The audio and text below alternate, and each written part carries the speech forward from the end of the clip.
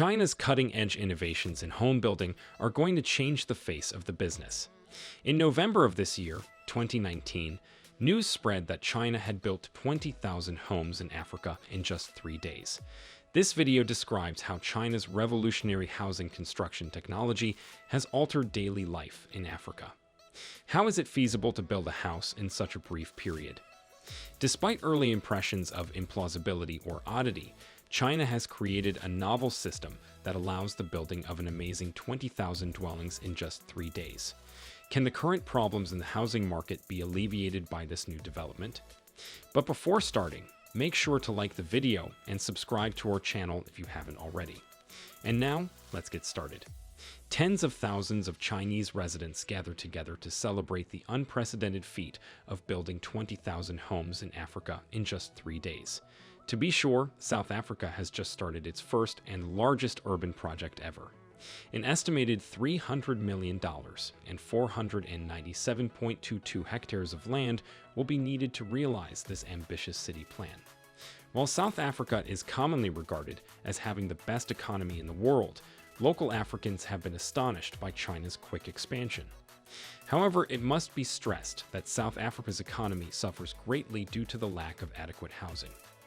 About 472 million people now call metropolitan areas home on the whole African continent, and this number continues to grow. It's puzzling why South Africa's housing crisis is so severe when compared to the overcrowding in other African countries' major cities. South Africa, home to more than 60 million people, occupies Africa's southernmost position. Its economy is second only to Nigeria's on the continent. South Africa has a higher quality of living than the rest of Africa because of its long history with Britain. However, a large wealth gap still exists, making life extremely difficult for people at the bottom of society. Homelessness remained a problem for many people in South Africa because of the high cost of renting. About 14% of the population continues to be homeless, even though 3 million homes have been built since 1994. As a result of rapid urbanization and a growing population, the mainland is experiencing a severe shortage of available housing. The idea of using 3D printing technology to build homes was first proposed in the United Kingdom in 2013 and gained international notice when South Africa followed suit.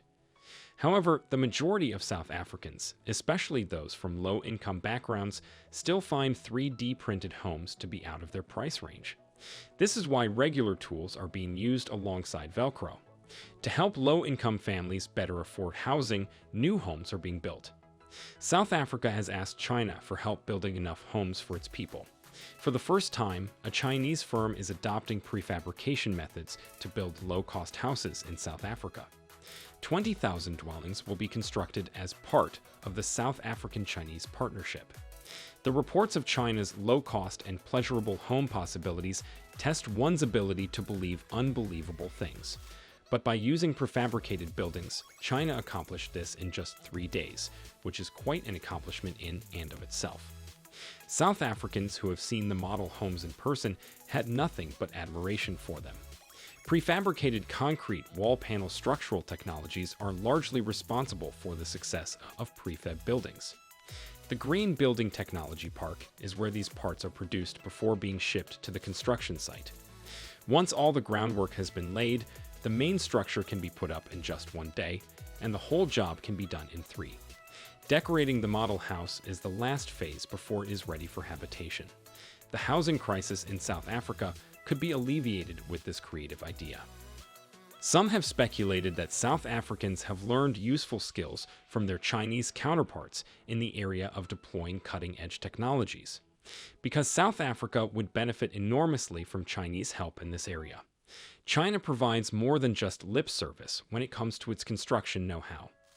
South Africa's housing problems can be significantly mitigated through preventative measures taken now. How has the housing crisis affected the neighborhood at large? Chinese low-tech management specialists have made important contributions to South Africa's economy. As a result, ensuring people make a living is of paramount importance. According to public perception, over 95% of the people working on this building project are locals in South Africa. These experienced architects and builders help the local economy thrive and promote the use of traditional building methods. The Chinese government has stated a preference for more job openings. There is hope for the South African economy if the unemployment rate continues to rise. If this project is ultimately successful, the local government will certainly thank China for its aid. Consequently, South Africa is actively exploring novel ways to partner with China to build a new metropolis that has the potential to become a global city. As a result, South Africa is actively courting Chinese investors for this venture. Many people in South Africa have a dream of creating a new metropolis that spans more than 1,600 acres. Approximately 100,000 people will be able to live and work in the various residential and commercial districts that will make up this city. Moreover, this new metropolis will have all the necessary features to make residents feel safe and at ease. Andy, a Chinese firm with headquarters in Shanghai, predicts that the project will take 15 years and cost $8 billion to complete. There are two main drivers of improved ties between China and South Africa. The trade deficit and Chinese involvement in South African industry have caused anxiety on the African continent.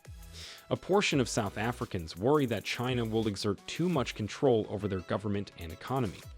China is now a major economic power, and many African countries may need to trade with China to survive. 35 African countries, including Angola, Nigeria, and Sudan, all benefit from active Chinese participation in infrastructure construction. China has also begun many projects abroad, especially in the DRC, Democratic Republic of the Congo. South Africa's economy is evenly split between transportation and energy generation, with hydropower being the primary source for both. Providing primarily hardware, the information and communications technology sector is the third largest economic sector. There hasn't been as much interest in water projects. The Great Wall Apartments are a new development outside of Nairobi, Kenya, and they're marked by a discrete sign titled China Road. These buildings look like they were imported directly from China. In African cities, Chinese entrepreneurs are building everything from subways and roads to skyscrapers. Recently, a group of photographs demonstrating the effects of China's engagement in 7 major African towns was posted by the Go West Project, a famous think tank focused on megacity development. China Daily is available in a growing number of cities across Africa. Some areas even have Chinese language schools, and the Chinese government funds study abroad programs for qualified African students. Chinese smartphones and bicycles are also becoming increasingly popular in Africa. Although Africa has made great strides forward, it is vital to remember that the continent's rate of growth is slower than that of China's megacities. Only 6 of the proposed 50 industrial zones have been constructed. China's public and business sector engagement in Africa has expanded rapidly over the past 2 decades, touching a wide range of sectors. China can take advantage of Africa's rising economic and political influence by using its diplomatic ties to sway the continent's opinion on contentious United Nations issues like Taiwan and the South China Sea. But it's important to check if China benefits from these investments. China has used government-backed energy infrastructure projects to obtain control over African energy corporations, possibly at the expense of their African peers. Notable Chinese energy investments in Nigeria and Angola are led by commercial firms. The construction of a railway in Kenya has positive social effects. Africa should evaluate Beijing's construction efforts based on their interests rather than the interests of a single industry, and stop relying on foreign influences. And that's it for today. Thanks for watching.